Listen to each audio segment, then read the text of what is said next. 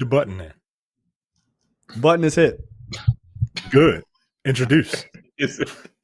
I'm gonna get up to again. We waiting on you, nigga. Fuck you. Anyway, hello, welcome to a brand new episode of the Nerdpocalypse podcast. I'm your host Jay.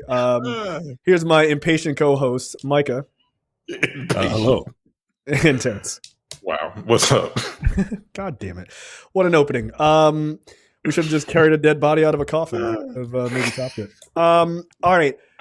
We are back. There is not a lot to talk about, which is weird, but we'll make chicken salad out of chicken shit. Why don't we do what did we used to do? Like asking the audience what they want. Didn't we have a section like that before? Yeah, it still exists. Still exists. Yeah, we'll do. All right, we'll put that out there next week if we are low on stories, because we are fucking low on stories this week. All right, so let's do some dumb shit. Yeah, no, please don't do that. Please don't do that. All right, checked out this week. We're all caught up on The Boys before the finale. Micah, you're basically saying this is you're getting through it. Right? This is work for you now. It kind of is. I didn't watch this. What is it, episode 7? I just watched episode 7 yesterday. Okay. And episode 8 is getting ready to come out. Just because, I get it. My thing with The Boys, it's still a very good show. And I guess through no fault of the show, my issue is that truth is stranger than fiction at this point. Like there's nothing shocking about it. There's nothing. I think the episode before 7 was just like gross for being gross. That's the farm episode. No, I think that was the Spider-Man when Huey got sexually assaulted. Yeah, that was pretty insane. This is like, what are we doing? What are we doing? Like, it's not like I saw an Ant-Man analog go into a man's urethra and just like get big again. Like there's no coming back from shit like that. You know what I mean? Like all right. Like this little like S&M shit that Tech Knight is doing is nothing.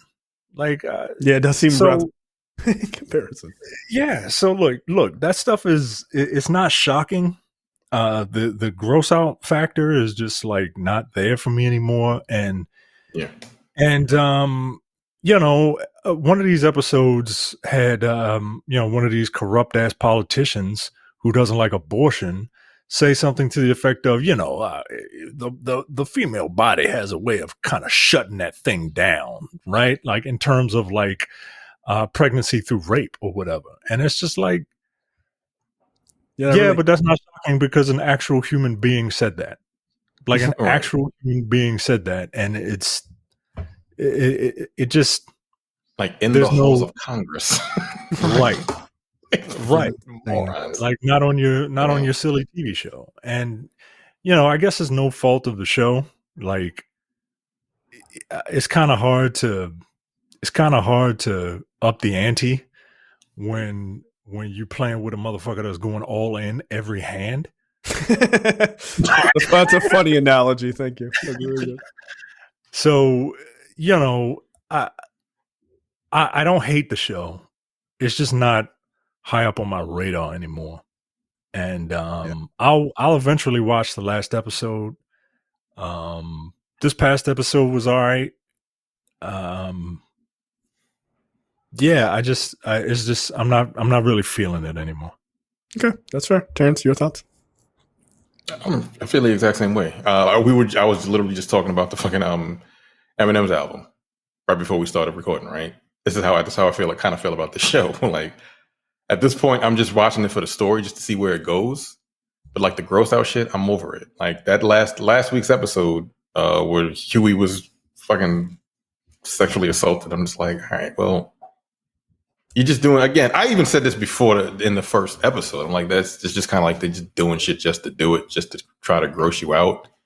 And I'm already over it. So I was over it from fucking episode 1 of this season. Right. And the only thing keeping me going is basically seeing where Homelander takes his storyline. Other storylines are fine, but I'm just here for Homelander at this point. The rest of it, It's fine. It's not bad, like you said. It's not bad. I'm too old for that shit. You know what I'm saying? I'm just too old to just gross out just to be grossed out. All right. Yeah. Well, you famously do not like toilet humor, so that makes sense. Yeah, I really don't. Exactly. For me, I think it's the it's the same. I have the same thought about it as I had with this season of The Bear, right? Of like what I've heard people say about The Bear, which is they don't like this new season as much. And it feels like disjointed and everything else. And I'm like, yeah, that's how the arc of most shows go, right? You get the rough start, you get the team together, they finally come together, everything is like running good. You got to give them some conflict, right? And so shit's got to collapse. That's what happened in season 3 of The Bear. Everyone is a mess. It's chaotic as fuck. And then they rally in later seasons, right? That's what this season feels like. It very much, and I mentioned this, I think maybe 2 weeks ago, this season feels so much like they are well aware that the show is coming to an end next season, right? Everything feels on edge. Like everybody, as far as like everyone is kind of falling out of favor with each other and everything else. The teams can't coalesce. Characters who would normally, run parallel to each other, they seem to just be kind of, smashing into each other in weird ways. And it feels very disjointed.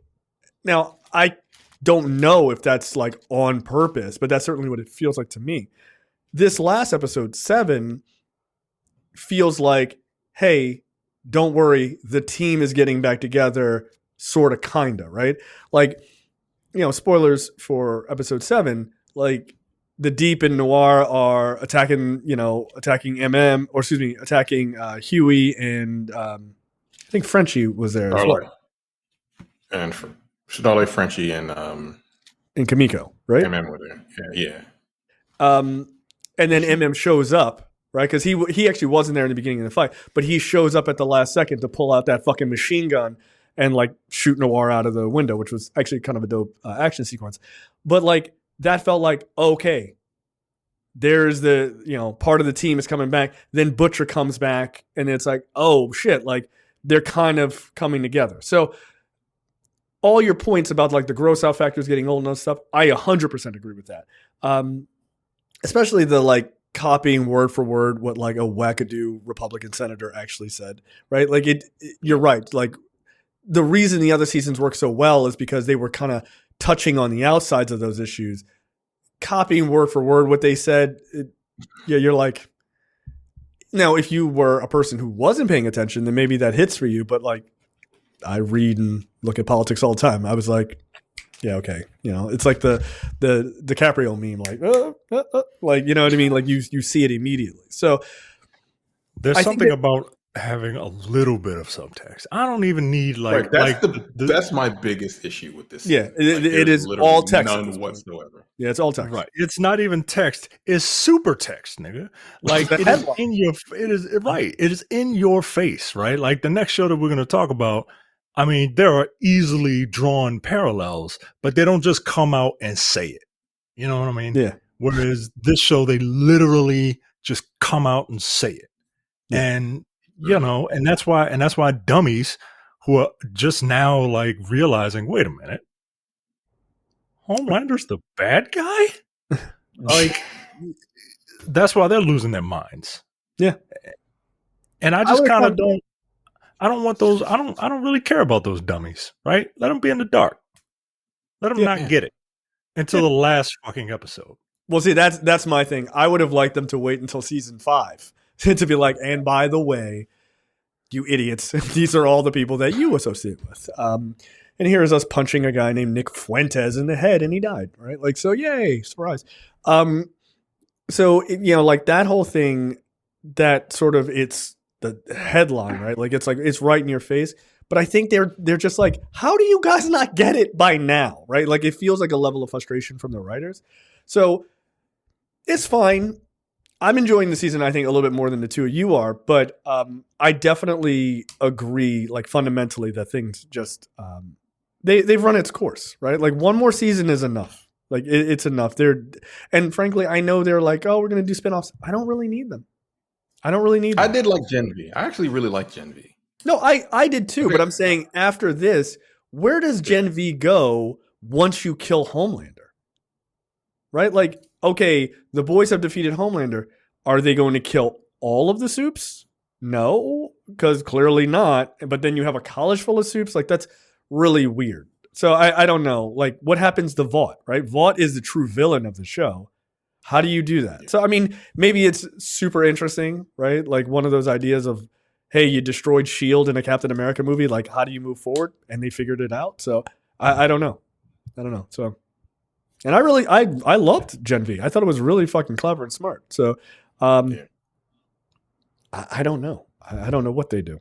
And then they're planning on like The Boys Mexico as well. So like we're creating more spinoffs.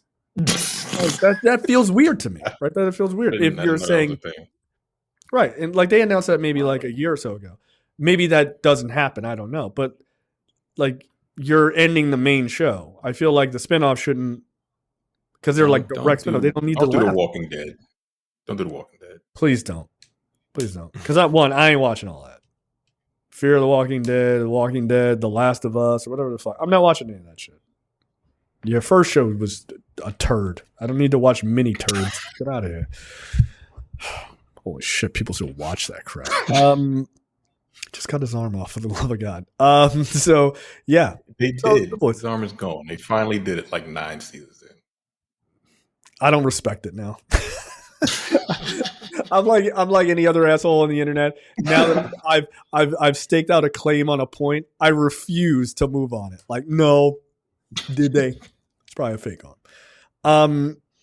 All right, let's talk about the Acolyte. The season finale, I guess. Came out this week. There is talk that maybe there's a season 2, but it hasn't happened yet, or it hasn't been declared yet. Michael, what were your thoughts on the Acolyte or the finale? The finale, the finale is just like the entire series for me. There's a lot of good ideas, but there's a lot of very good action. I like the setting. I like the story that's not being told directly, right? Mm-hmm. But it is the little stuff. Some of the writing is clunky, and they need certain things to happen, and they don't know how to make it happen. So they're just like taking a big ham hand and shoving it into the story that they're trying to tell, particularly with Amanda Steinberg's character. Mm-hmm. That's my biggest issue, is she is not written well. She just isn't. And Jay, you won't get this analogy, but Terrence, I believe, will. This, Amanda Steinberg, that's her name, right? Steinberg? I think so. Amanda Stenberg. Sure. Amanda Stenberg is playing a dual role. She's playing twins, right? And Terrence, do you remember when Jimmy and Jay broke up? And this is not me. I don't know who the fuck this person is. No, Jimmy and Jay Uso. Sorry about that. Jimmy and Jay Uso. I never dated a named Jimmy. Get out of here. Not that there's anything wrong. Do you remember how Jimmy turned on Jay, and it didn't really make a lot of sense? Like, yeah. They just needed to break them up so that they could have a match at WrestleMania. That's a very terrible match. A very terrible match. The worst match of the fucking weekend. Anyway, okay, go ahead. That's what the writing for this character playing these dual roles are. Like, they needed a reason to break them up, so they took their big wrestling brain and just made up shit that just doesn't make sense. And you're forcing it to try and fit, right? Like, you burned my home with me in it. Oh, but we cool now. But wait, what? Like, But why? But why? But this person killed our mom. It's like, but you burned my home down, but I'm gonna forget about that because like it just like it doesn't like that character is really annoying, and not because she is written in a way that is very ham-fisted, and it just doesn't. I think you needed to rework, not even the character, just rework some of the dialogue. I get what you're trying to do with the character. I get what you're, where they were in the beginning to where they are now. That was your goal, right? But the means you need to rework. You needed to rework that. Okay, so that brings me to the thing I mentioned to you, Micah, offline, that I do have a thing about this show that really bothers me, and it was really apparent in the finale. You should have hired actual twins. You should have hired actual twins.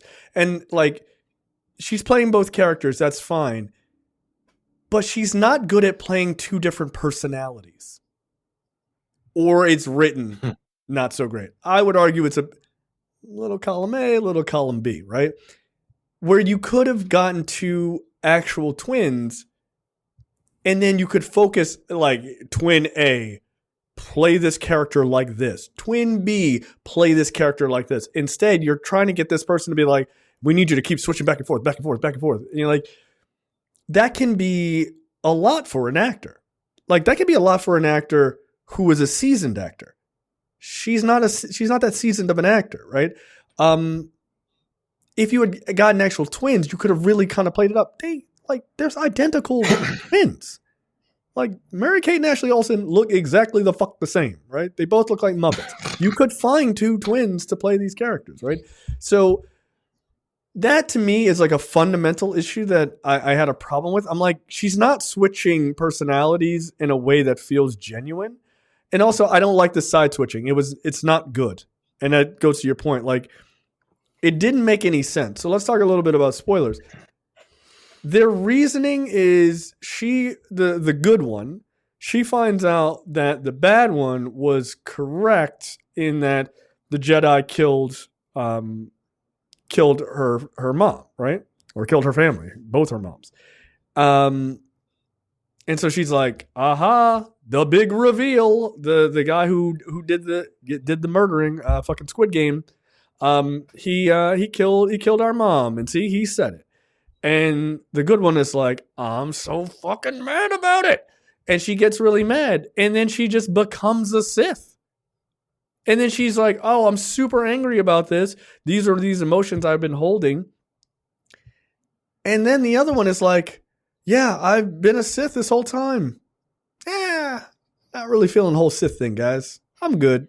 So just go ahead and wipe my memory, and then I guess I'll just be good now. What? Do you remember the episode where the thanks, I hate it. Where the Wookiee Jedi was killed? Yeah. Like right before that, like the evil twin, I think is May. Yeah, it's May. She's like, oh well, maybe I'll be good now. Like she was just like, maybe I'll be good now. And that's when I realized, okay, they're gonna have these two, like, go from each respective end of, the alignment chart, right? Like, right. The bad one's going to be good and the good one's going to be bad, right? I get it, but it just doesn't. It's exactly like when Anakin Skywalker is just like, what? Padme's gone? I killed her? I'm evil. like, let me go murder children. Like, what the fuck? Like it just happened very, very quickly. It's too fast. Too fast. And I half excused it in Anakin's case because we're watching a movie that has a finite amount of time. Yo, this is a TV show, man. This is a TV show. And I know TV shows have a finite amount of time, but they got more time, right? Like I needed to kind of see more of the transition, particularly from May. I kind of get it with Osha, but not really, because like she's been like this for a while, and then she goes on a date with the hot Asian dude, and then and who is corrupting her like subtly, I guess. But at least I saw that, right? May is just like, oh, my sister that I tried to murder because she wanted to be a Jedi and I didn't want her to is now alive. I want to be good now and work with the Jedi. Wait, no, oh, my master is here and he's killing all these people. Now I want to work with him again. And now I'm mad at the Jedi again. It's just like, it's kind of weird, man. It's kind of weird. Now, the things that I do like about this show are the way that the Jedi are portrayed. It's excellent. They are portrayed like the fucking space monk cops that they are, hypocritical, and always have been, incredibly hypocritical, and like, yeah, they got a hard job or whatever, but no, if you can't handle it, you shouldn't be there, right? Like Terrence, in this story, these group of, let's just call them cops, these group of cops come in on this planet. They're supposed to be looking for something, and they stumble across these witches doing something by themselves, doing something. And they're like, we should go mind their business, right? we should go over there and see what they're doing, right? And they go over there, and one of the cops is like, what they doing with those kids? I don't like this. Let me go mind their business. And goes over there and is like, hey, we're cops and we got the right to conscript your child into being a cop. And of course the witches are like, the fuck you do? What the no, nigga? What the fuck? And then but they go along with it, right? And it turns out these cops who mind other people's business are the catalyst for essentially starting a riot and accidentally murdering one of the witches, who happens to be the twins' mothers. These cops take their fucking gun, and because he was scared, he feared for his life, right? Because the witch was doing something that he didn't know what she was doing, right? So he bam and shot and killed the mom, right? And she was a black woman, by the way, just as a and she was a black woman. Yes, what's it? Jody, what's this chick from was it Queen of Slim, right? Yep. Is that right? Yes, it was her. Yeah. Fucking nail on the head, right? Nail on the head, right? They accidentally kill this black woman, and then the head cop, Carrie Ann Moss. Look, I don't have to say it. Is she goes back? They go back to the ship, and she's like, "Cover that shit up." The Asian dude is like, I don't know what to do. And she's just like, oh, I know what to do. We'll tell him what happened. The girl started a fire and some people died. You're just gonna leave out the fact that you killed somebody, right? Huh? And back at the police station, the bald captain, right, who is a Jedi, right? The bald captain is like, I got a lot of political influence, and I can't let these people know that our officers fucked up and accidentally killed somebody, so I'm gonna cover it up. And a fucking black senator comes along and is like, yo, I don't like the fact that you cops have unchecked power and authority. You guys have unionized and have unchecked power and authority. I'm gonna bring this up to your superiors and my superiors. And this bitch goes and is like,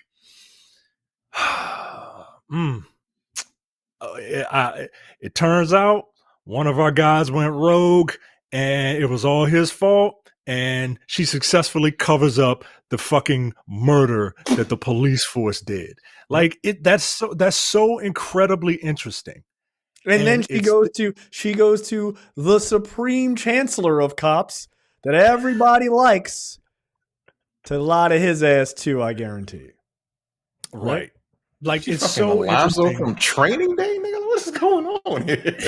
But there is a like Mike said, there is a great idea here. Like the and that's what I'm saying. I don't dislike the show because there's a great bit of idea. Like the conversation that black senator who played the Martian Manhunter on Supergirl, if you know the actor, he's very good. Like he's just a very good actor, by the way. Like way too good to be on these shows. But he has this conversation and he's with the captain, right?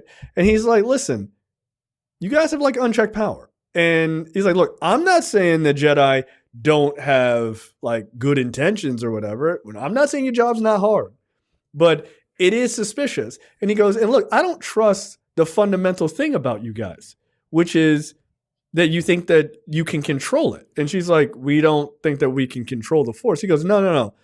That you can control your emotions. Because when shit gets heated, you're so sure that you can control your emotions, but you can't. And he goes, what if one of you eventually, and he says this way before you find out about all the other stuff. He goes, what if one of you goes rogue and you don't have enough power to stop that person? That's why you guys should be reined in, right? It's the idea of what if a cop just starts killing people? Well, if all of you guys just protect each other and nobody ever wants to come out and see like, hey, this person is a bad cop, if you're not willing to say there are more than just a few bad apples, then nothing changes. And you put other people in the universe in danger. And that's exactly, I mean, it's a brilliant analogy. It really is. But then like the writing is clunky in a lot of ways. It absolutely is. And it's because of DEI. Everyone knows that. There are good ideas being thrown in, and there's some Easter eggs here, like Plagueis is in it, and Plagueis is Palpatine's master. Oh, is that creepy motherfucker, gawking at this Asian dude while he's taking a bath or whatever, like like that meme with that guy in the yellow suit, like. Spice Adam. And I like the show fine. I like the show well enough. Like I would watch a season 2. I just hope if they do another season, I would watch it. I just hope that the OSHA character is written a little better, and I want to see them explore the idea of, like the Jedi pride themselves on being able to, like you said, like it's kind of like the priesthood, right? Where it's like, oh, you got to be celibate. Like, yeah, but like you're human beings, right? And when dudes, like guys say this a lot, a certain type of guy. Like when they want to bash on women and shit, they're like, "Oh, you guys, you women are too emotional. You got to be logical. You got to be logical." Like, yeah, but like you can't walk around being a Vulcan either. You know what I mean? You don't wall off your emotions, you fucking lunatic. Right. That doesn't right. Like you need your emotions in order to make important decisions. Right. Like it just doesn't. There's a balance that you have to get. You can't just wall off all your emotions and then or act with all emotion, because then you're just a child. Right. So like good idea, shaky execution. All in all, the show is worth watching. It didn't need the hate that it got, and we all know why it got the hate it got. Girl. To that I say, like, go fuck yourself. Like, turn it off. Take a hammer and go sit on it. Like and go fuck yourself. Yeah, just seriously, yo. Like, I'm tired of it. I'm tired of this particular fandom. Just getting pissed that like you can accept aliens, but you can't accept a black woman, right? Like, You can't accept a woman in some sort of position of authority, like because they act like that with Holdo. Remember that pink haired lady? Oh in, yeah, the they last hated that shit. Yeah, they hated that. Like, what the fuck? Like, why does she have dyed hair? Bitch, this nigga's a Wookiee. Like, who the fuck cares? He's a dog walking around. Hair. Cousin it barking at you, and this is your issue? A dye job? Come on, knock it off. Yeah, no, it's fine. And I agree with you. It does not deserve the hate that it got. Its biggest issue is some of the writing. And I am forever amazed at how bad people are at understanding sort of subtext of shows or subtext of movies or whatever. And I'm going to propose, or I'm going to tell a story I told to Micah, or I sent Micah the video, and I'm going to tell Terrence about it because I want to hear his opinion on this. But people are not good at understanding subtext. They're just not. And so they go, this show sucks. And then they don't see any of the thing that's below the surface, right? So you can say, well, the writing is a little clunky, but I see what they're trying to do. They don't give it any time. So it's like, it's nice to actually pay attention to things. So Terrence, there was this video, I shared this with Micah. There was this video of this young woman, and she was comparing Alien to Aliens. And she said, oh, Alien. The movie? Yes. The first movie and the second movie, okay. Right? And she goes, Alien is, and I thought it was actually like a pretty interesting take on it, right? Like has this whole deeper conversation about like sexual violence and like being force impregnated and all this other stuff, right? Like, and I was like, that is a very good take on the subtext of that film, right? And That's she goes, not hers, by the way. No. She didn't say she was. She was basically saying like speaking as Ridley Scott, right? And yeah, and so like, and it's a good take, and it's a good point, and it's a good point to bring up. Then she goes, and Aliens, and she's like, it had a lot of guns in the military, and it was cool. And I was like, that's what you got from Aliens? That's an insane take. Like, you got nothing about the whole like motherhood, the adopted daughter, the queen versus Ridley pushing the limits of femininity and like the balance between being a badass and like doing what you got to do to protect your kid. No, you got none of that. Guns though. I was like, all right, like log off. Right.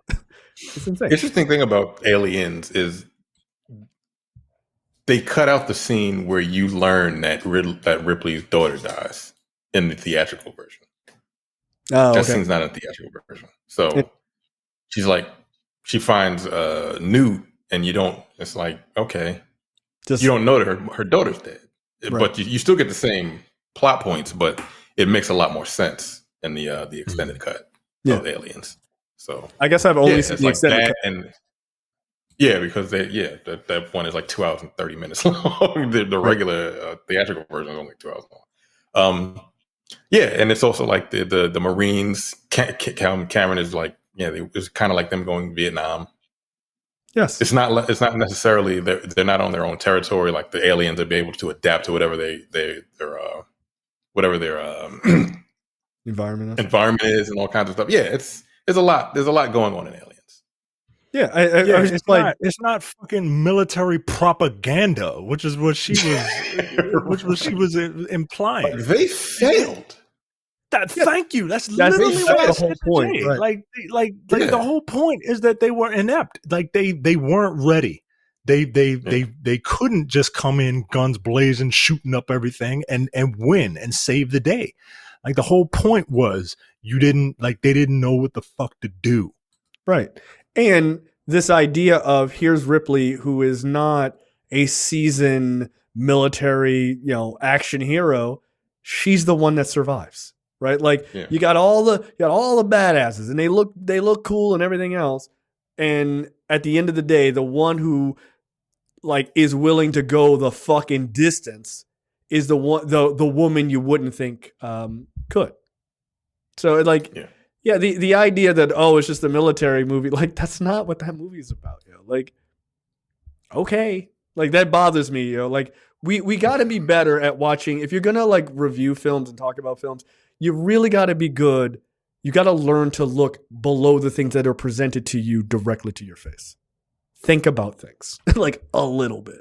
But look, it had like 200,000 likes. People were like, fucking nailed it. I'm like, you didn't. You absolutely didn't. Holy shit. It's almost like you were like a 60-year-old dude trying to be a street nigga. You failed. Like, get out of here. Fuck it off. Yeah, I love that fucking movie. It's so good. All right, Micah, topics, take it away. The Russo brothers are in early talks to return to Marvel Studios to direct not just one, but the next 2 Avengers movies, a source tells The Hollywood Reporter. The hiring ends a month-long high-stakes search by the studio for filmmakers to oversee the 5th and 6th Avengers movies. Multiple names were in contention, including Deadpool and Wolverine's Sean Levy, who was offered the gig. Sources say the talks are in the early stages. The Russos directed a bunch of very successful Marvel movies. Captain America and the Winter Soldier, still my favorite. Might not be the best, but it's still my favorite. Which is 10 years old this year. Jesus Christ. Jesus Christ. How? Oh my god. Really? They directed 2014. They directed Civil War, Infinity War, and Endgame. Combined, their Marvel films grossed $6.681 billion with a B dollars, with Endgame standing as the number 2 movie of all time globally with $2.79 billion. Now, look, I've seen this headline everywhere, and I made the mistake of looking at the comments on Instagram, and people are like, oh yeah, they finally do this, Marvel will be back, right? Like, Marvel's back if they do this, if and only if. Somebody said they should just let them take over all the movies, right? Just take over all the movies. Shut up. You shut up. They didn't take over all the other movies. And the other comment that I remember was good luck. They've got nothing to work with. Nothing. Okay. Absolutely nothing to work with. All right. So, look, this is why I don't have a problem with these guys coming back. I think it'll be good PR, if anything. Oh, 100%. But the Russos have proven that while they can make good Marvel movies, they can make mediocre action movies. Anybody watch Amazon Citadel? How many episodes of Amazon Citadel did you watch? I gave you $100 for how many episodes of Citadel you watched. Give me my $100. Cash at me on it. I watched the first one. Damn. I was like, I don't care. And the Gray Man also wasn't a huge fan of that movie. No, I was not. But Joe Russo wrote that, I believe. That's the thing is. But they directed it. Yes, they did. Or did he direct it? No, they both. I think the Russos directed the Gray Man. Yeah, they did. Okay. Here's the big thing with the Russos. Their power isn't necessarily, obviously, in writing. Their power is in juggling all of these characters and getting it to look damn good. That's it. Get whoever wrote the fucking other Avengers movies, or somebody who wrote, any of these other movies that they did that were great. That's fine. But it's the difficulty is juggling all of those character personalities and everything else. That's what makes it work. As long as you got that and you get damn good writers, I have no problem with the Russos. I think they are a good choice. They make good Marvel movies. Just let them make more good Marvel movies. Not even good, great Marvel movies. Like, not to downplay it play at all. Terrence, you saw Cherry, right? I saw that. You saw that? How was it? I don't think I finished it. I never finished. I saw some of it. I never finished it. Yeah, that's with what's his name? Tom Spider-Man, Holland. right? Tom Holland. I don't think the reviews were great. I didn't mind that movie. I thought it was a pretty good performance by him. It was an interesting movie. He plays a drug addict, I saw the other movie he was in, but that wasn't them. Yeah, fucking. But I didn't think Cherry was a bad movie. Whatever. It's a very small film compared to their other stuff, right? There's no like gunfighting and shit like that. It's just a dude who's like a junkie. Yeah, he was a junkie, and he met this woman, and they both became junkies, and then she got clean, and he went to jail, and he got out, and she was waiting on him. And that's the whole story. And this is, I mean, his life was fucked up. It was hard. And they tried real hard to age Tom Holland up by the end, which was just weird. I'm like, this is a little boy wearing 40-year-old man makeup. Like, this is funny. But yeah, I thought Holland gave a pretty good performance. So, all right. I only asked because they directed it. Yeah, no, I know. It's not a bad movie. All right. Well, look, like I said, I don't really have a problem with them coming back to direct a couple more movies. People are like, "Oh yeah, they're gonna bring Robert Downey Jr. back," and I'm like, "Shut up!" Just all right, yo, all right. Like I understand everybody just random shit from like they just make it up. They just make it up. It's just them wishing. Confirmed. It's just them wishing. So these movies, go ahead. No, I'm done. No, I'm saying these movies. So they're going to be directing the next two Avengers movies. When are these coming out? Like 4 years from now? No, I think the first one is like. I want to say the first one's like 2025. Next year? I think they're gonna have another Avengers movie by next year. I thought so. No, they have moved them a number of times. So, who are the Avengers going to be? All them niggas you've seen before. Okay, I thought they had to like rebuild the Sam Wilson, like right? Yeah. Sam Wilson, Shang-Chi, Chinese nigga. Who else? Black Panther, She-Hulk. Yeah, Lady Black Panther, Lady Hulk. Lady Deadpool. It's going to be all girls, guys. It's going to be all Captain Carter. It's going to be all girls, and you're going to and I. Yep. You know what? I actually hope it is. I actually hope it really is all girls. It's going to be that It's going to be that A4 scene in Endgame. It's going to be that. Yep. I want it to be that. They should kill all the dudes in the very first 8 minutes. All of the men die. Yeah. It should be like Why the Last Man. Except they all die. Oh, even the monkey. God damn, that's fucked up. Especially the monkey. Next year. I thought already in August. Oh no, I'm sorry. Avengers 5 is set for May 1st, 2026. Secret Wars is set for May 7th, 2027. So that means they have to lens sometime start in next year. Is my guess. Okay. So we'll see. Again, like. It's cool that we know this stuff. Sometimes I just like want to be surprised. You know what I'm saying? I don't like to know everything before the shit happens. It just irritates me at this sometimes. Well, I don't need to know everything. I don't want to speculate about everything. I just wanted to see the trailer, like, oh, that looks cool, or I'm not interested. That's it. Yeah, no, I mean, here's the thing. That's why I think those places that are heavily populated, like on Instagram and shit like that, that's why I think it ruins movies, yo. Like, y'all spend all your time speculating, and then when it doesn't work out in how you've put it in your head, then you say it's trash. Fucking tight. Right. Like, it's because you've never given it a chance to, like, watch the movie clear-eyed. You're always going, they're going to have this, they're going to have this. Oh, they ain't have it. That's why it sucked. Like, or did you pay attention to the movie? No. And I think it's a really, social media has really fucked movies in a lot of ways, like big franchises like that. So, I mean, social media definitely existed during the early parts of the MCU, but the way it is now with movies, it wasn't around. So, you know, people speculated, but like, Jesus Christ, they ripped shit apart before you get a first trailer, which is a real problem. Like, I watch a lot of wrestling, and like, there's just thousands of wrestling YouTube channels that are just.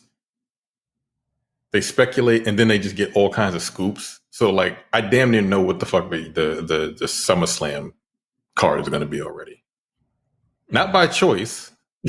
You know, I can kind of. I've been watching wrestling for fucking 40 years, so you can kind of figure out what the hell they're going to do. But like, these people like already know. Oh, this is going to happen. This, and I'm like, yo, did y'all not like to be surprised? Right. Then what is What the then fuck? what is the interesting thing to watch?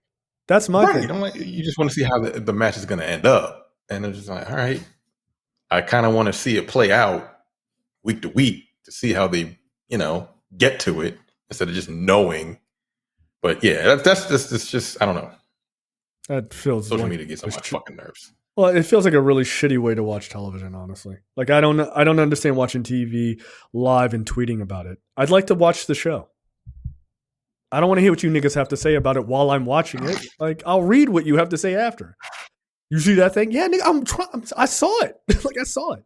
I had to look down the tweet. Now I missed it. Like what the fuck? It's stupid. It makes no sense. All right, next up. FX's Alien series gets an official title, Alien Earth. Earth. Quote, we just wrapped production, so now I'm into the long post that gets into visual effects, said Noah Hawley, the showrunner. Noah Hawley is the same guy who runs Fargo, which is...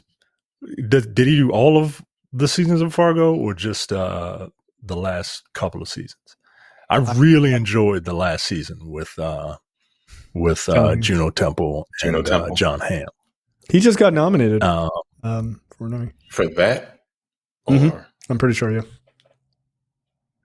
It was pretty good. All right. Well deserved. Everybody likes John Hamm, and I'm sure they didn't think he could pull that role off. Yo, he's a fucking piece of shit in that season. God damn. He's just give that motherfucker a microphone and a webcam and he'd have a fucking lucrative career as a grifter. Quote, it's a very big show. It's nice to have some time with it, he continued. The first year of anything, you want to feel like you're not up against the wall in terms of time. I've seen 4 of the 8 hours of director cuts and engaged in the process of figuring it out cinematically, what it means to be, what it wants to be. It's one of my favorite parts of making the show. All right. Basically, we're getting an Alien show. Cool. Look, if you didn't say Noah Hawley, I don't know if I would necessarily be interested. Like, Xenomorph is a cool looking monster, but I don't really care about it. Especially after seeing Prometheus. You still yet to see Alien, right? You haven't seen the first one. I haven't seen the first Alien. No, I will watch that new Alien movie. Yeah, that looks good. That new Alien Romulus. Yeah, that movie looks all practical, majority practical effects. Hey, you'll love to see it. You should watch Alien. You should. That should be your homework. Watch the first one before next week. Can't watch it. Did your wife do horror movies? It's not really Alien? Hell no. What the fuck? It's not. She's not. She's scared of spiders on a t-shirt. She's not gonna watch Alien. Oh, yeah, right. She's not gonna. Yeah, you're right. Never mind. Yeah. Hell no. I forgot. Yeah. She'd fucking have a heart attack. Yeah, it'd be divorcing the black, the fucking real one. Trying to get that woman to watch Alien. Yeah, get the fuck out of here. No, that's crazy. Alien Romulus comes out August 15th. So I 100% need to watch that when that comes out. This is on FX, so I'm really hoping this is going to be good. FX usually knocks it out of the park. Yeah, they do. I want a good Alien property, something, because again, Prometheus and Alien Covenant, they were not up to snuff. I'm praying Romulus is good. I just wanted to get back to good again. That's Fetty out. Make Aliens good again. Yeah. You know what? That's a pretty good hat, like an all black hat with white lettering. That's right. And one of the letters is a face hugger. With the face hugger underneath. Make Aliens great again. Yeah, I'm okay with that. That's all I want. I'm interested. It's a prequel to the 79. Oh, this is a prequel to Alien. Okay. Huh. The show? Yeah. Yeah. Oh. That's interesting. Earth. All right, cool. Sounds interesting. But I mean, the elephant, isn't it? Oh shit. Like that dude delivers, man. That dude delivers. Yeah. I don't recognize any of these other names. Know anybody else here? All right, that's cool. Tim Fantastic. All right. I'm very interested for you to tell your theory for this next story because I think it's very good. So I don't know how. Well, I know how old this story is, but I don't know when Giancarlo Esposito deconfirmed it. But no, he deconfirmed this a couple days ago. So your thing is still very true, or possibly true. Okay, so this article was dated on the 12th, and it says that fans think they figured out who Giancarlo Esposito's role in Captain America. Basically, everyone thought that he was going to be G.W. Bridge, George Washington Bridge, because comic books. Nigga, you know what? GW. Yes, I'm sorry. That's a totally normal name. What are you being an asshole about? Yeah, it's a perfectly normal name, like Jefferson Davis, Miles Morales' father, and Jefferson Davis, who didn't want Miles to take his last name because then his last name would be Miles Davis. Okay, so is that? That's fine. Are you joking? Are you making shit up? Because I don't know anymore. I don't fucking know anymore. Am I laughing? Because I usually laugh at my own jokes because I'm hilarious and I'm not laughing. So there you go. There it is. Look, G.W. Bridge is he was a mercenary and turned SHIELD agent. So they think that. Now, look, I've thought about this, and there's two possibilities. One I think is completely far-fetched. But I'll just throw it out there for shits and giggles. Given that Isaiah Bradley is in this story, if you read Truth, Red, White, and Black, that is the story of Isaiah Bradley and a regiment that he was in when the government was trying to recreate the serum that created Captain America. They experimented on a bunch of black soldiers. I can't remember if it was the government or if they had like a German scientist working for them, just like with Captain America, right? Mm. And they injected like 5 or 6 soldiers with it, and they like 3 of them got really deformed. Right, like they got these weird ass like bodies and heads and shit, but like, but they were super soldiers. But they died because their bodies couldn't handle it. 2 of them survived. One was Isaiah Bradley. I can't remember what the other guy's name is. Maybe Giancarlo Esposito could be this other guy. I highly doubt it. Right. The other one I thought of was Giancarlo Esposito really reminds me, this image that you see of him in this garb invokes Nick Fury. And I'm going to send you guys a picture of him and a picture of Nick Fury, which is why I thought this, right? Now, this is obviously not Nick Fury, right? But Nick Fury has 2 siblings, Jacob Fury and Dawn Fury. Dawn is a lady, and Giancarlo Esposito is not a lady. But very good. But I think you heard that Giancarlo Esposito. I think that Giancarlo Esposito is Jake Fury. Now, Jake Fury is a character that eventually becomes a villain named like Scorpio or something like that. Yeah. But we're not going to worry about that because this is the MCU. The comics matter, but like they're a jumping off point, right? Tony Stark didn't create Ultron in the comics. He did in the movies, right? Right.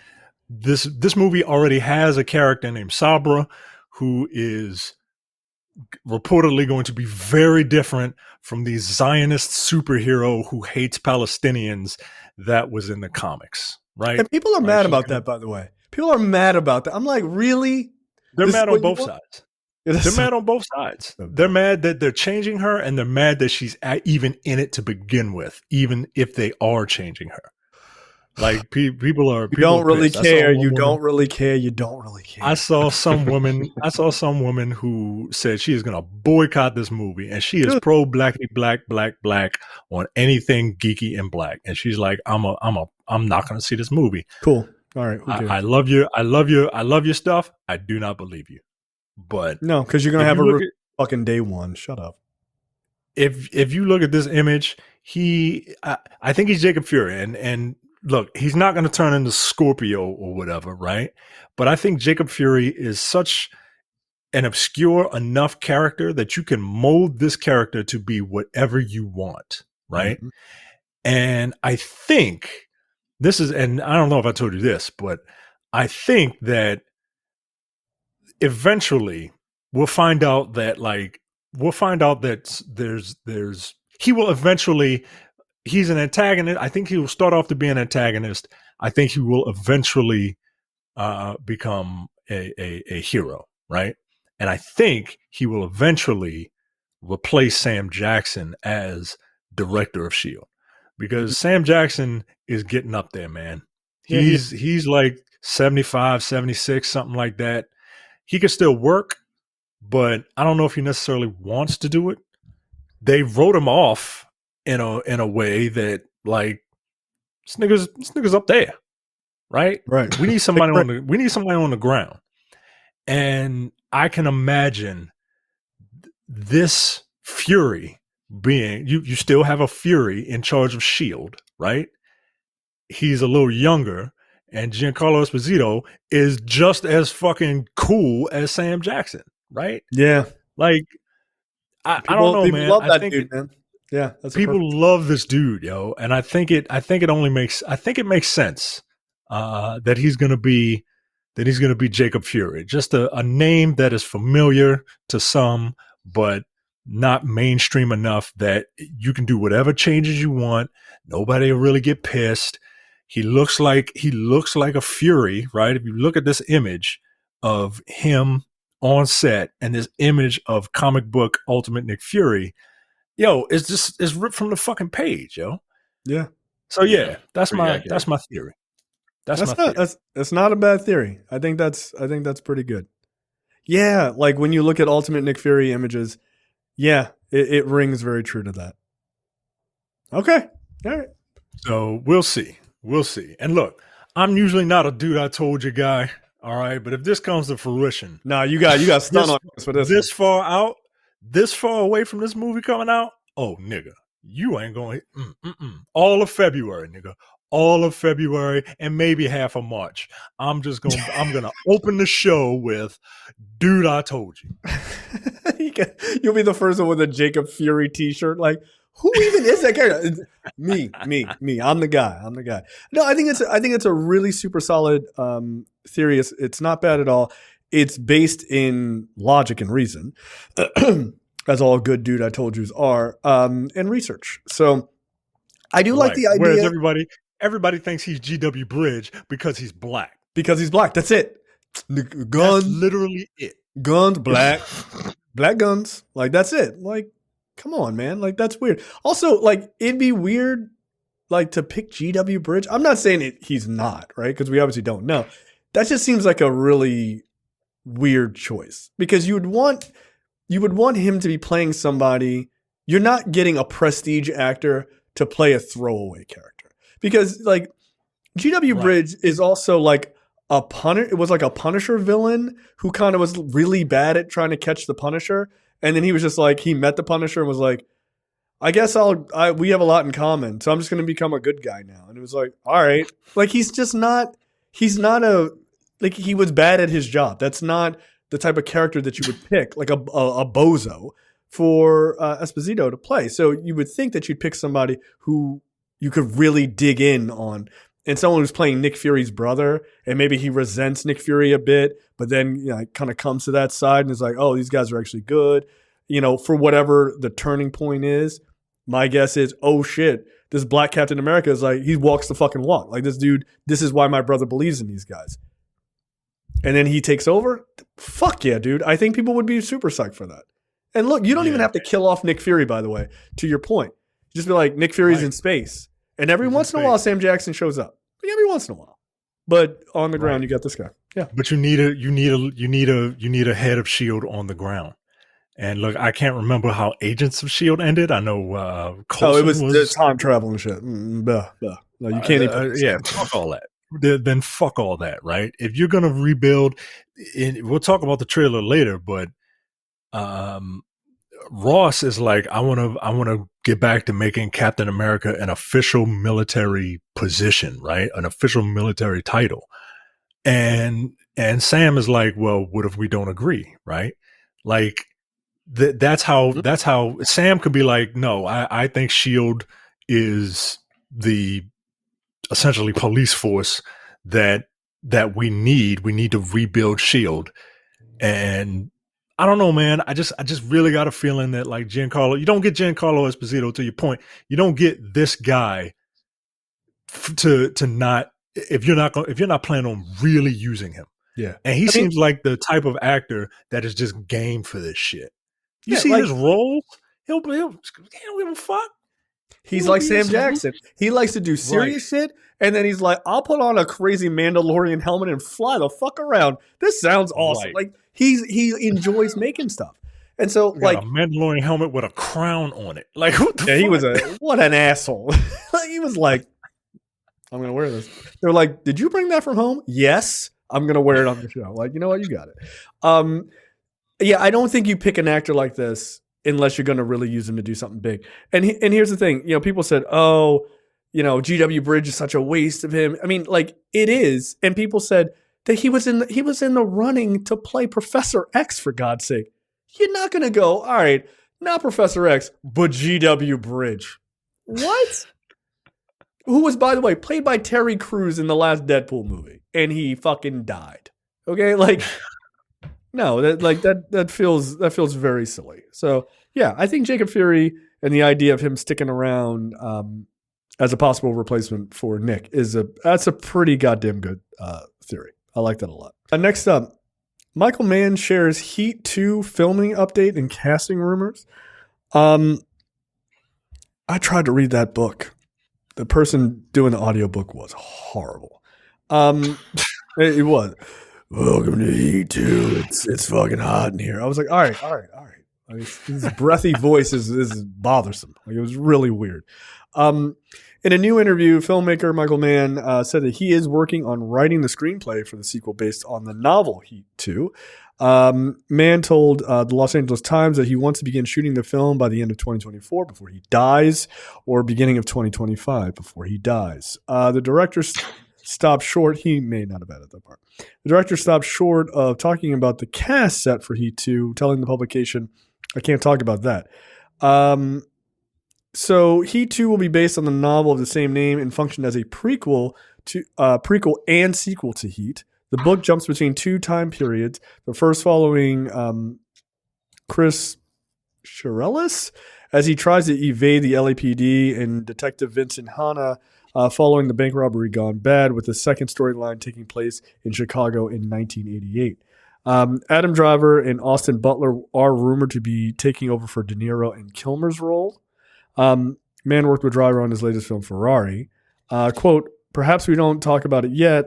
Let's put it this way. Adam and I got along like a house on fire. That's a weird fucking turn of phrase. On Ferrari. We have the same work ethic, which is pretty intense. We like each other, and we had a great time working together artistically. Can you see? That was a positive? That was a positive? I was going to say, like, a house on fire is a bad thing, right? That's okay. It's a weird turn of phrase, but no, he's saying as a positive. All right. Yeah, this is just a strange thing to say. I like this dude, like, setting my house on fire. I'm sorry. What? So you don't like him? No, that's my road dog. Adam Driver as De Niro. What do you think of that as the De Niro character? I don't think that's. The fuck? That seems odd, right? Like, one, he's Adam Driver's like way too tall. Yeah, it's like way too tall to be. Butler's also not exactly short. But I can see, like, from a high perspective, Adam Driver would be I can see Butler as. Yeah, I thought it would be flipped. Really? De Niro would be Austin Butler, and yeah. No, right? Butler's I know De Niro was the hair. bigger character in the movie in Heat, but yeah, it wouldn't make sense for Driver to be the fucking De Niro character. No, I mean Austin Butler. Like, Austin Butler looks more Val Kilmer like. Right. That's what.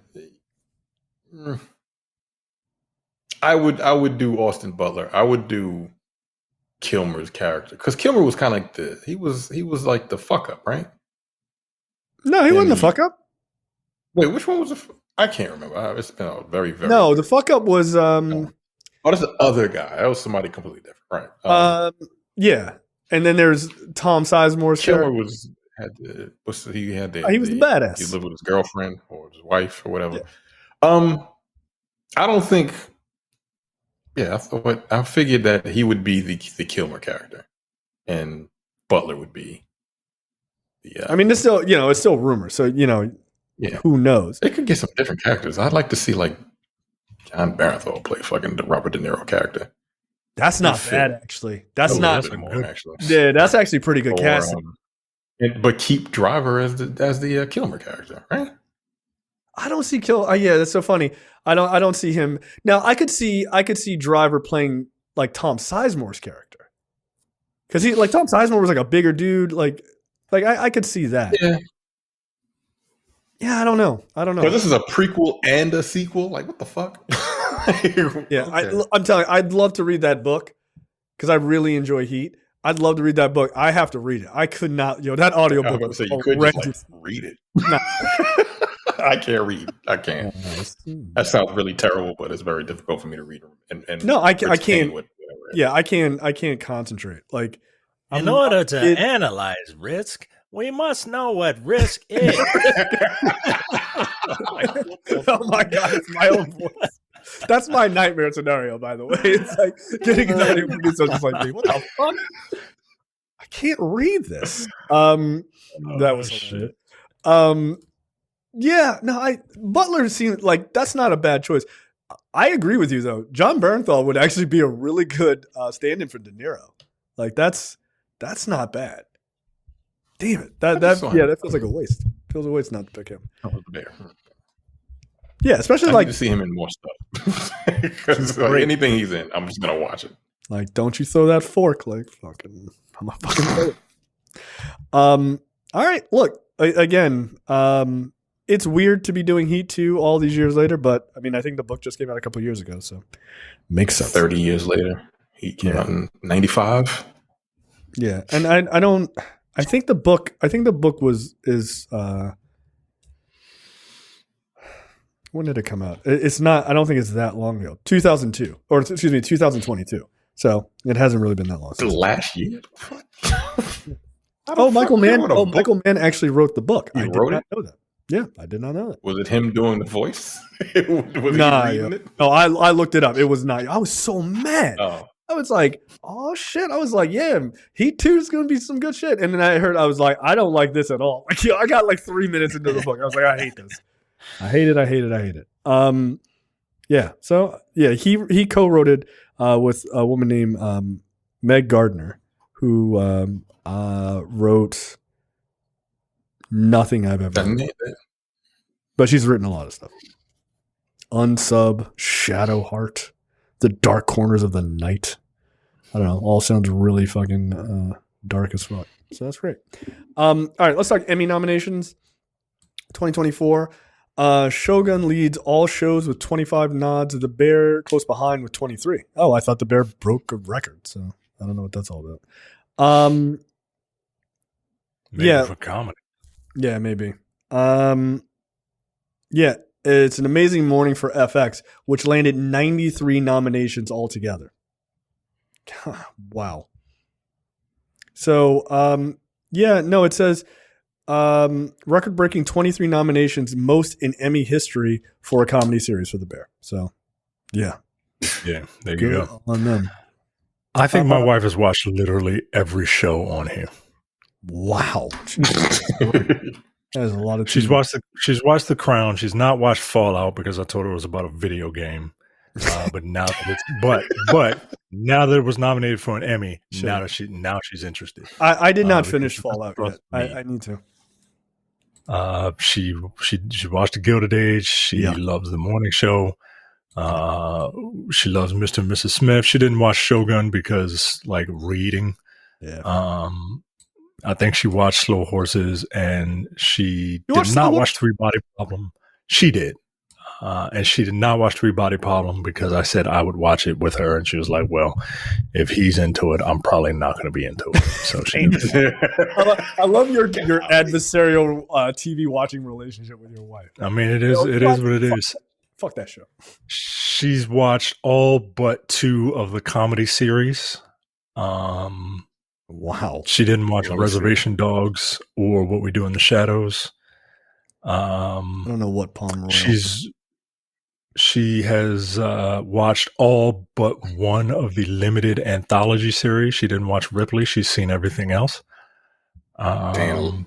She saw Lessons in Chemistry. What the fuck is even? Yeah, she saw Lessons in Chemistry. I heard I bought her the book. Yeah, I bought her. She was interested in it, so I bought her the book. She read the book and then watched the show. I haven't seen that or Ripley. I've seen the other 3 though. I heard Ripley is really good. I wanted to check that out.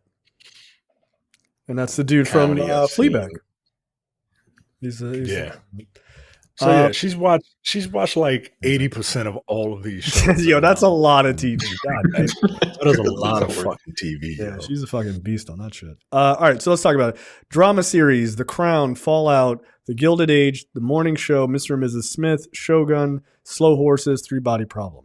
I have not seen The Crown because America. I've only seen Fallout, Mr. and Mrs. Smith. That's it.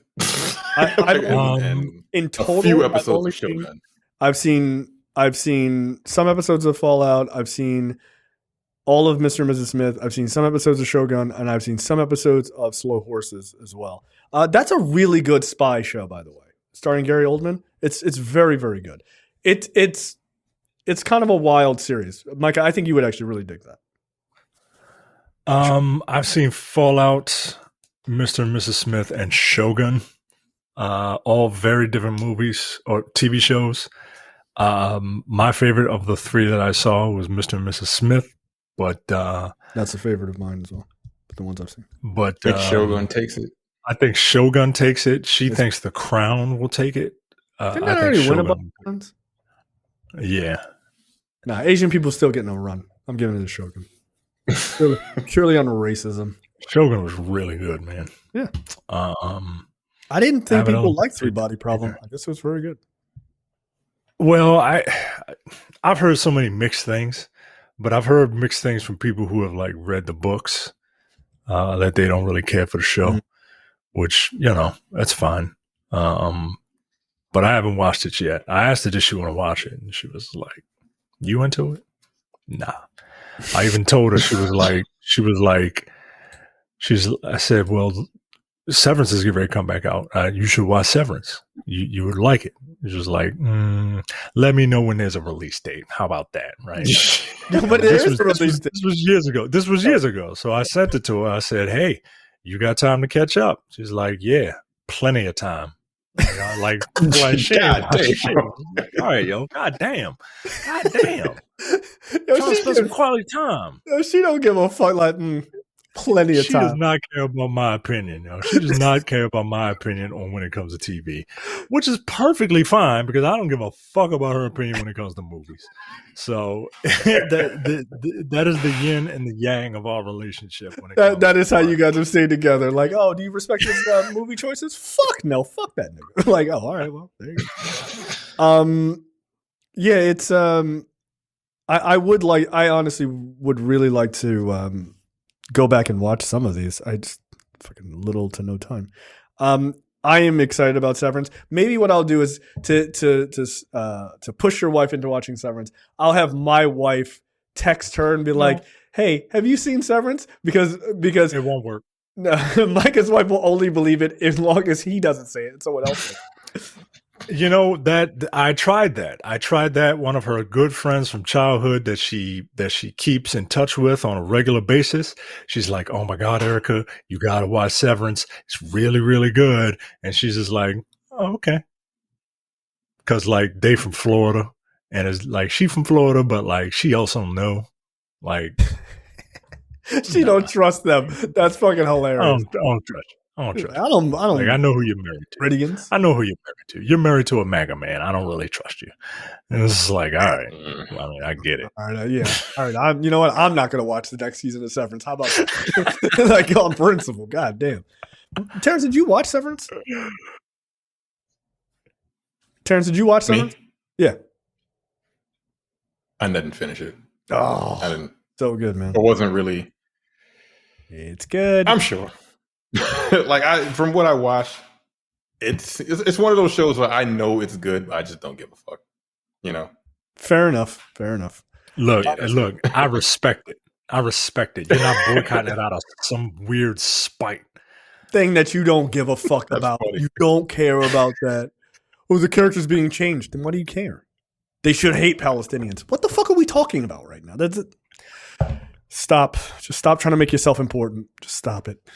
No one cares about it. Comedy series. Abbott Elementary, The Bear, Curb Your Enthusiasm, Hacks, Only Murders in the Building. Only Murders in the Building, Palm Royale, Reservation Dogs, What We Do in the Shadows. Yeah. Wow. FXS. I said Curb because it's the final season. I literally love Abbott Elementary. Yeah. It probably goes to Curb. The Bear's not a comedy. I don't know what they keep fucking doing that. I've only seen like 5 episodes of the first season of Only Murders in the Building. I liked what I saw. I just never got back to it. Yep, that's the same for me. I did not dislike it at all. I saw the first season of that. Yeah. I like the first season. That's all I saw of that. I don't know what Palm Royale is. I've never seen anything more than clips on the internet of What We Do in the Shadows. It always seems funny, but I just have never gotten around to watching it. I've never watched Hacks. I've heard good things about it. It's going to be either Curb or The Bear. I mean, they seem to be kind of fighting it out for sort of prestige shit right now. So that's fine. I'd be fine with either one of those. It'd be a nice send-off for it to be Curb, considering, what's his name just died and, and everything else. I think that would be pretty good. Limited or anthology series, Baby Reindeer, Fargo, Lessons in Chemistry, Ripley, True Detective, Night Country. Baby Reindeer, in my opinion. That's fucking easy. True Detective. I don't think that wasn't bad, but absolutely not. Nah. Valiant effort. Is it True Detective season 1? Okay, we can talk about that. I agree. I think it'll be Baby Reindeer, but like I wouldn't sleep on Fargo. That was damn good. Yeah, that's what I'm saying. It's going to be between those two. I really like Fargo, but Baby Reindeer, it edges it out for me. I think it should say Baby Reindeer plus interview on Pierce Morgan with the fucking woman who wasn't her, but definitely was her. You think she'll try to sue the fucking Emmys? She should. Yeah, sure. She should. We talked about this previously when we were offline. Netflix, every once in a while, man, they just get a fucking banger. And Baby Reindeer was it, man. That should just hit on all cylinders. It was absolutely fantastic.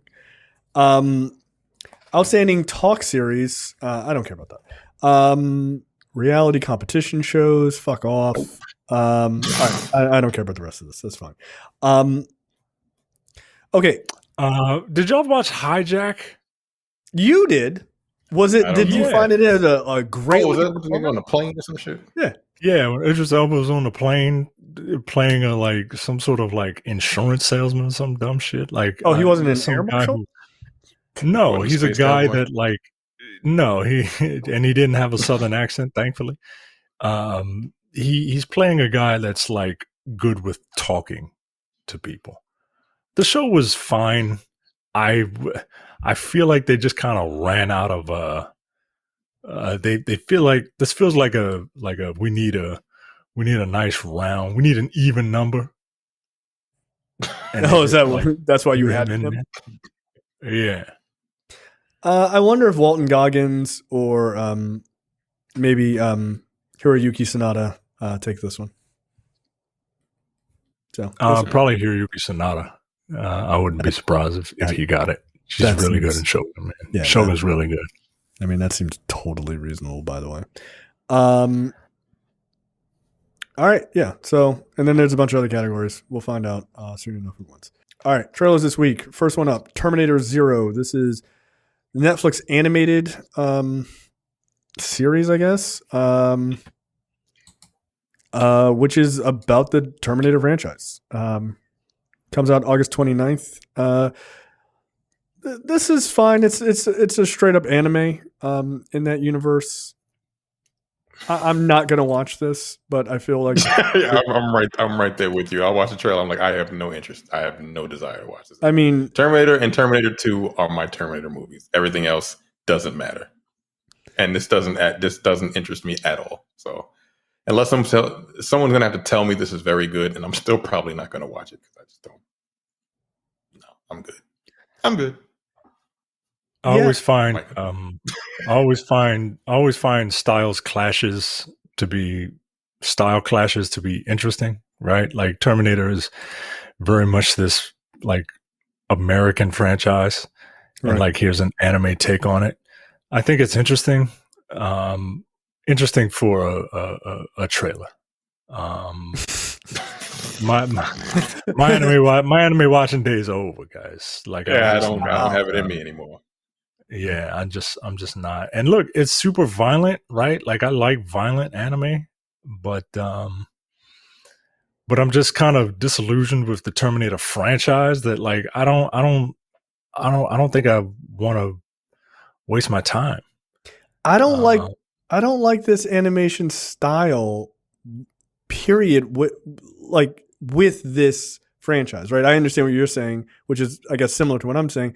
Like it's like when they did the Japanese anime version of like the X-Men. I was like, I don't like it. Like, I just don't like it. It rubs me the wrong way. This is our stuff. Stop taking. That's how I feel about this. This is how I feel about this. I was like, I don't. It doesn't. It hits my eyes wrong. You know what I'm saying? You know how the sounds hit the ear wrong. Like I don't like the way this looks. Yeah. Considering it's the Terminator franchise, it's kind of like the what is it? The Matrix. Enter the Matrix Animator. What the fuck was it called? The Animatrix. The Animatrix. Yeah, I didn't like Animatrix. Yeah, I like it. I wasn't a fan of that either. I was like, this is our thing. Stop trying to take our thing. Get out of here. Look, and I'm sure Japanese people feel the same way when they see fucking a blonde kid playing, Tetsuo or whatever, and when we destroy their precious media and bring it to the U.S. Look, I get it. Old anime. I like 80s and 90s anime. I don't like this new shit for some reason. I don't like it. I don't know what it is. I'm old. I am old. I don't like this particular style of anime. Like it's just not for me. But at the same time, I like Ninja Scroll, which is very similar to this. But I'm more of a like Robotech type of style. Whatever that's called. I don't know. I'm sure some fucking nerd is like subs, not dubs or whatever. You screaming into their phone right now. But yeah. I don't know. This style I don't necessarily care for. It's not bad. So a while ago, I just sent you an image, which is a decidedly like American thing in a Japanese style, right? Like a while ago, there was a DC animated movie called Batman Ninja. Where they kind of like fall into some portal or some shit, and now they're in feudal Japan, and everyone has like a feudal Japan makeover. They're getting ready to do a second one. Batman? Well, I'll send you a picture with Batman. Batman looks very much like his normal Batman self, but the people that I just sent to you were. That's Wonder Woman, the Flash, Aquaman. I'm assuming that's the Flash, Aquaman. And yes, that is Aquaman. What the fuck is that? That is the woman at the bottom is Jessica Cruz, one of the Green Lanterns. Okay. And yeah, just like I know what you mean. Like I don't like unless you're a weeb, this is offensive. Unless you're a weeb, it hits the eye wrong. Right? I don't. Yeah, no, and I'd heard of the Japanese Batman thing a couple years ago, and I was like, and I watched the trailer, and I was like, this looks really cool. I hate it. Like I hate it. Like this. Like it looks. Cool I wanted to scream cultural appropriation. Like I got mad. They're stealing cool in stills, right? It looks cool as a concept. Cool. You know what I mean? Yeah. I'm not mad about a comic, but like, stop making a move, my nigga. Like that's hurting my feelings. As an American, I don't care for it. These colors don't run. Get out of here. Yeah, no, I'm not a fan of that design. Catwoman and Robin and fuck off. No, I don't like none of that. Get the shit off my screen. Nah, Alfred looks the best, and for some reason, Alfred is Japanese, which is weird. Like, why though? Like, why? But why did they make him Asian? Because all the other characters are still white. You know, they made him Asian because you can see his face. That's fucked up. Like that's fucked up. Because he's the butler.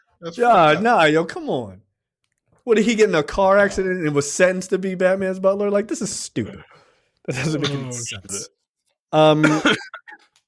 Yeah, I respect the work. I do. It's just not for me. Like all jokes aside, it's just not for me. I don't respect the medium. All right, next up, A Different Man. This is an A24 film starring Sebastian Stan.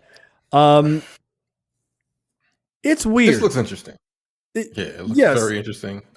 I'll watch this. His career, I was going to say, like he's. I don't mean the movie's weird. I mean it is, but like that's not my assessment of it. Sebastian Stan. His career is fucking fascinating, dude. Like people are like, oh, he's the Winter Soldier, whatever. But like, have you watched any of the other shit he's done outside of the MCU? Yo, this dude is all over like indie shit. Like it's kind of great. Like he did that movie Fresh a couple years ago. That's on Hulu. People should watch that. Great, like he was really good in that. And that was fucked up. But this feels like very similar. Like I like that he picks a lot of interesting roles. Also, he's playing Donald Trump. Isn't he playing fucking Donald Trump? I heard that movie's good. Yeah, people saw but I heard the likelihood of it making it out is going to be difficult. They're trying to sue to keep it under wraps. Nah, I think he's going to crush it. This looks good. He's got the whole elephant man thing going on, and his face is all fucked up, and then he gets some sort of corrective surgery or procedure. And then he starts looking normal, and then he gets jealous of another guy who has the same original deformity as him. Well, no, he's an actor. He's an actor playing him in a story about his life. Oh, obsessed with that guy. Is that what it is? That's damn. I read the trailer completely. Well, I guess did they say that? Did I After undergoing a facial reconstructive surgery, a man becomes fixated on an actor in a stage production based on his former life. Oh wow! Okay, that kind of makes it even better. Wow, that's super interesting. Yeah, this looks incredibly. This looks really good, man. like I'm watching this. Yeah, and the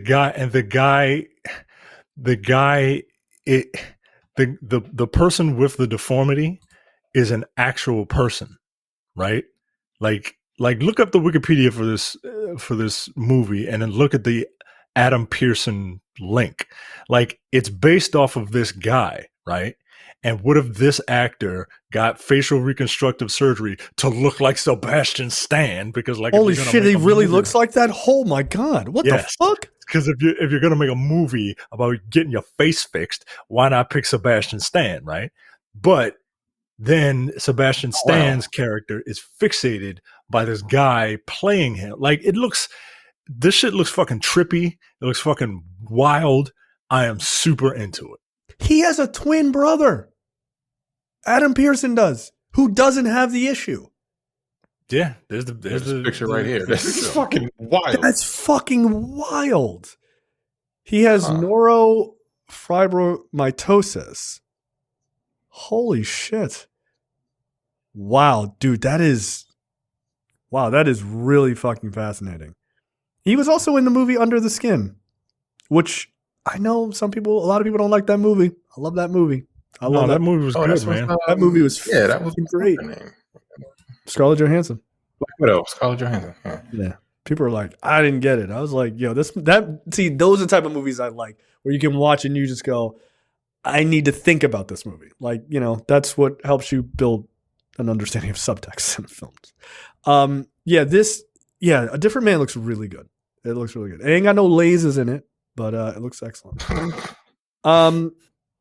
Next up, the trailer for Anora. This also looks very, very good. This is about I heard this was very good. Who is a YouTuber? It's the guy you watch, Micah. What's his name? Movie Bob? I can't remember what his name is. No, the white dude. Like short. He's like the hour-long essay videos. I know he only comes out with once a month, if that. There's so many. Patrick the Williams? bald dude. Yeah, yes, he went to Cannes and he saw this movie and he said it was very good. He said that the Trump movie was very good also. Good. Now, so Anora is about a woman who is a prostitute and a sex worker, and she meets this like Russian guy, and he's like, "Hey, how about I pay you to be exclusive with me?" And she's like, "Bet, give me that money." And they start like kind of dating, and and obviously she's getting paid, and like life is good. This guy's rich, and all this other shit, and then like they get married, and then these like Russian dudes come around, and they're like, "Who the fuck are you? What are you doing here?" And shit seems to be going left. This looks good. This is by Sean Baker, who did the Florida Project, which apparently was also excellent. I have not had a chance to see it, unfortunately. But this looks really good. This looks fascinating. And again, this is Neon. And Neon and A24 like battling it out for some like top-notch indie shit. And I love that. That's a good competition between the two. Chris Stuckman, Micah? Yeah. Yeah. They picked up his movie. Neon picked up his movie. Oh, no shit. That's awesome. Yeah. That's awesome. Congratulations to that guy, man. Yeah. People gave that guy shit. Shelby Oaks.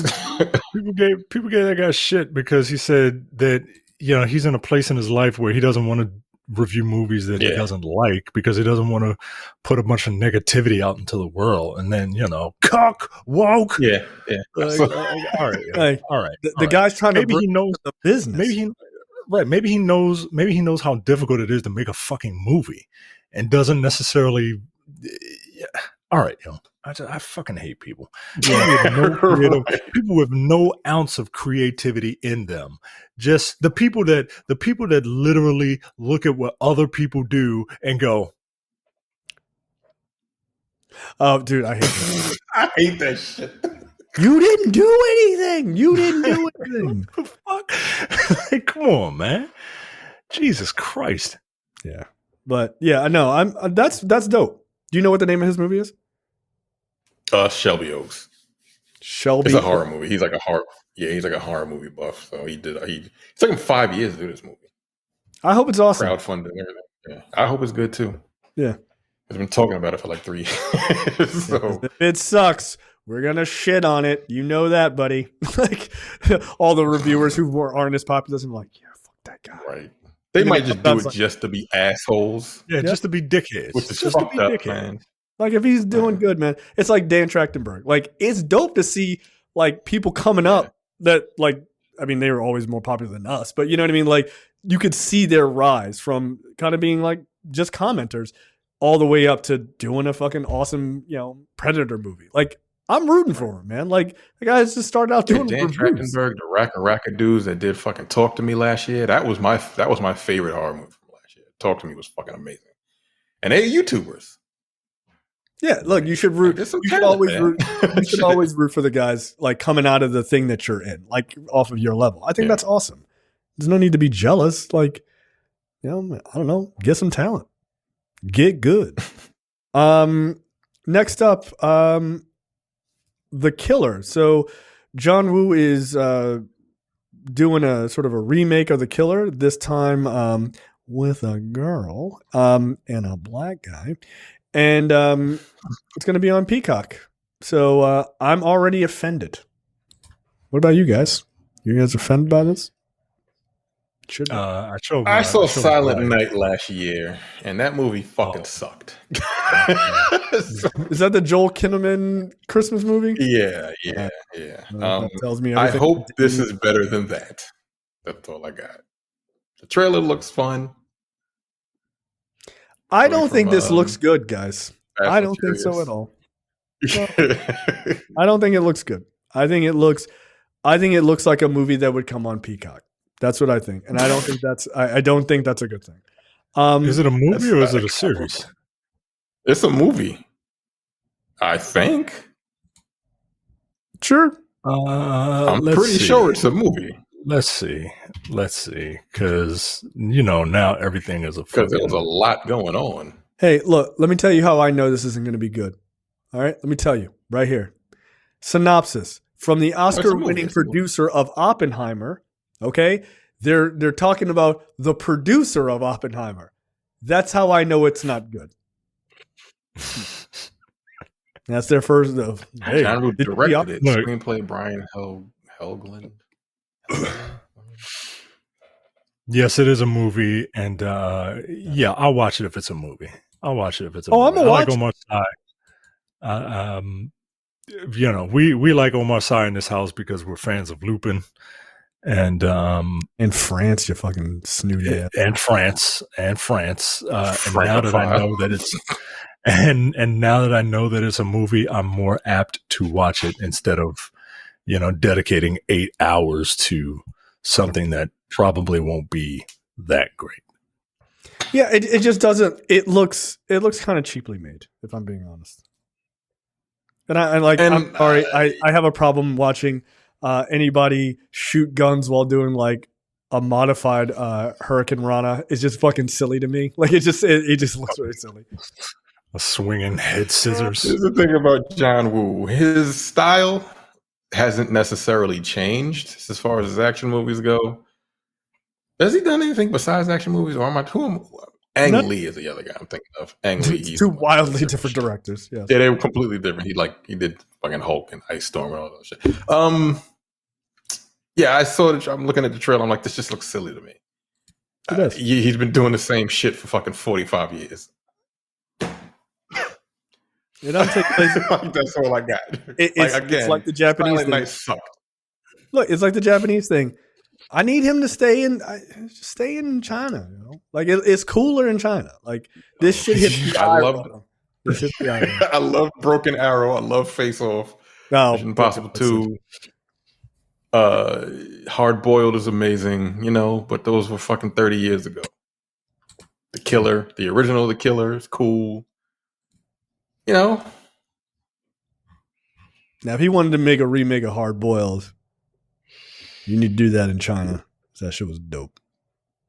Actually, wow, yeah, Silent Night was his last movie.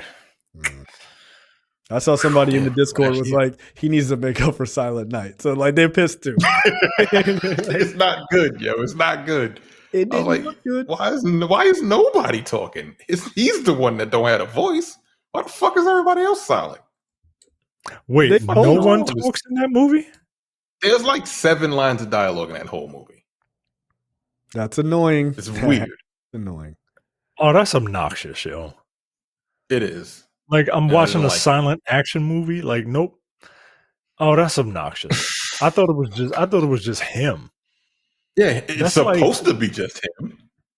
But like, yo, come on. It was weird. I'm like, why the fuck is no one else having it? And why is there no dialogue or something? He can't talk. That's it. Everybody else can. Yeah, I don't like that. Cool. Sure. I don't like that. Yeah, I didn't. Get out of here. Like it. And the action wasn't worth that. It wasn't. It didn't make up for that. So I hope The Killer's better. That's all I got. He did Paycheck also. Is that with Mel Gibson? Yeah. Because he did Payback and No, is it Paycheck? No, Paycheck is with Ben Affleck. I got those mixed up. Payback is Mel Gibson. Yeah. Okay. Yeah. Huh. All right. I'm good. Thanks. All right. Let's talk about a real trailer. Captain America: Brave New World. Look, before we even get into the details of this trailer and all this other shit, Micah, I think I can soundly say that it's nice to see the military side of the MCU back. I can't tell you how much I've waited for this to come back, especially after fucking Ant-Man and Goats for the Win. I need this. I need my science fiction political thriller to come back. And all that cosmic shit is nice, right? All that all the space shit with the Guardians of the Galaxy is great. I need the MCU to become a little more grounded, relatively speaking. Yeah, it's my favorite side of the MCU. We've been in space a lot since, arguably since Infinity War. It's been all pretty space focused. Since Thanos came, man. It's pretty much all been space focused, or Quantumania, with few exceptions. But yeah, no, it's nice to get back in this area. It has more intrigue, which is the point. Everybody looks cool. I glad the gods heard us and took off that stupid fucking headpiece off of his uniform. Yeah, it looks cool. It looks dope. There's submarine ships and shit. Yeah, so he's probably going to go back. Well, I think he actually does go back to his Wakanda outfit in his white outfit in the in the movie. I think he might have a couple different outfits just because you gotta sell toys and shit. Absolutely. But suit looks good. The way the trailer is cut is intriguing. Yes. It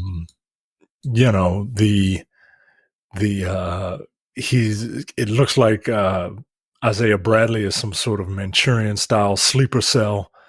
Was that him? That's how, because you hear him, or if you can't hear him, turn the subtitles on. You hear Sam Wilson say Isaiah. That's Carl Lumbly. Yeah, it's Carl Lumbly. He was in the series, right? Yeah, he was in the series.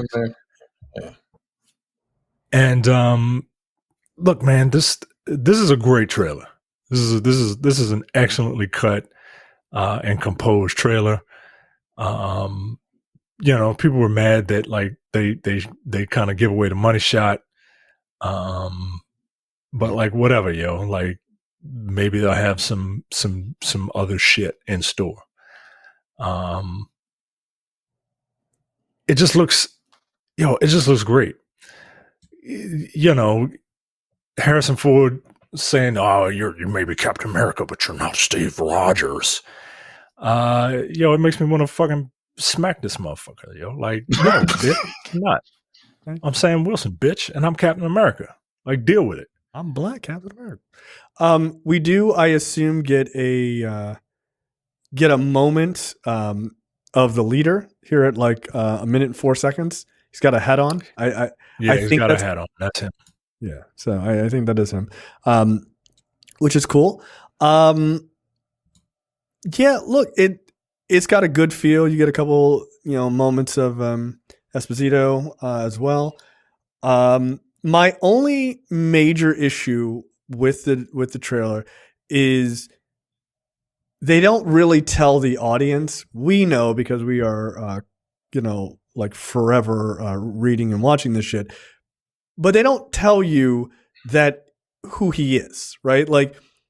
Oh, he's just the president. No, it's fucking Thunderbolt Ross. Like that's like I know there's people holding the signs or whatever, but you miss it if you weren't paying attention. People need to understand that Harrison Ford is stepping in for William Hurt since he died, right? Like it didn't feel like it was obvious enough, like to tell the audience, like, yo, that's Thunderbolt Ross. You know who this character is. It's just like, it just feels like, oh, he's just the president. So that's my only issue with it. Maybe, future trailers will kind of fix that. But other than that, I mean, we get to see Sam taking out a jet. So, all right. Yeah, I'm all in. Here's the one thing with all this interconnectivity that, if you're going to do it, you got to do it right. And when you don't do it right, people are going to call you out. The end of, when does this take place? Because the end of Secret Invasion, the end of Secret Invasion, whoever was the president then has declared like all out war on Skrulls, and we just kind of drop it, I guess. And maybe that's why maybe they'll address it, and then that's why Ross is looks like he's becoming the president, right? Because that previous president was like, fuck these these Skrulls. If you see one, kill one, right? Like maybe that's it. I don't know. I'll see the movie, and I have a feeling that I'm really gonna like it. If I don't, you will hear it from me. But absolutely. But no, man, I'm stoked. I'm stoked. Terrence, what are your thoughts on this? It looks cool. Comes out in February. Like again, I just want a good Marvel movie. It looks dope. We're overdue. I don't know who the fuck the leader is. I did know that he was taking over Thunderbolt Ross only because I listen to you niggas. So, but like you wouldn't know it from the trailer. Like you would have no idea who the fuck it was. No, it looks cool. It's directed by a black dude. This looks awesome. Yeah. I'm rooting for everybody black. Absolutely. He directed Loose, the guy that directed this. We really like that movie. That was a good movie. I like it. Yeah, he wrote, directed, and produced that movie. Actually, he just directed this one. No, this looks cool. All right. Who is Red Hulk? That's Thunderbolt Ross. Spoilers. Oh, okay, sure. Yeah. Well, there you go. His powers are slightly different than the Hulk, so that should look pretty interesting on screen. His powers are based on like when the Hulk gets mad, he gets like he gets tougher, right? Like you can't like hurt him because he's like in a rage. When Red Hulk gets mad, the nigga catches on fire, yo. like that's one of his like powers, right? Like he get real pissed off and then just burst into flames. So I'm curious how they're gonna. I'm curious if they're going to even attempt to do something like that. I mean, I think the White House getting blowed up. I think that is a clever edit to edit out the Red Hulk in that scene. Yeah, that's exactly what that is. Yeah. Oh, that's weird. The building just blew up. No, it didn't. A big motherfucker jumped out of the side of it. So yeah, we shall see. There is one thing. I don't know that we've ever talked about it on air, but there were T-shirts passed around to the crew when they were making this movie, and it was a T-shirt and it had like a high altitude. Like when they do like a halo jump, the halo jump mask, and then it had underneath like Sam's wings, and it was something like like high aviation flight or something like that. The talk is that there are going to be scenes because the other Falcon is in this, right, from the series, that there is going to be scenes of them like doing hypersonic flight, like dogfighting in like against like hypersonic jets. That should be fucking fun as hell.